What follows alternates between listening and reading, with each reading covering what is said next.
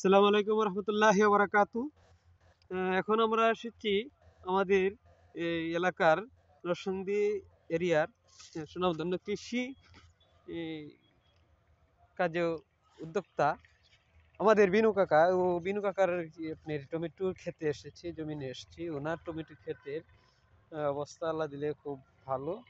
ওনার জন্য আপনারা দোয়া করবেন, উনি যেন আরো কৃষি কাজটা খুব সুন্দর করে করতে পারে।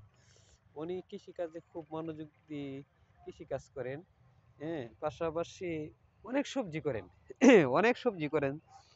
কুমড়া, টমেটো, মরিচ, আলু, এই লাউ অনেকগুলি করেছেন। দেখেন এই যে লাউ করেছেন, কুমড়া করেছেন, আর সাথে আপনার শিংনাথ বেগুনও করেছেন। অনেক অনেক রকম আইটেম করেন।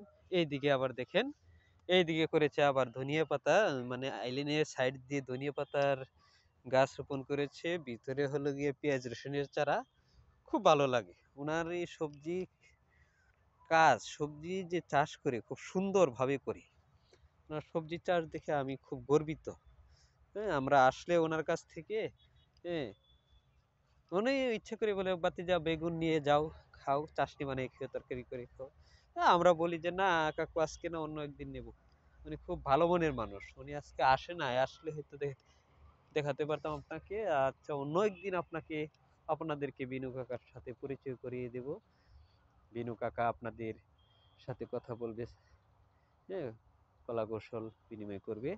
ধন্যবাদ সবাইকে। আসসালামু আলাইকুম রহমতুল্লাহ বারাকাত।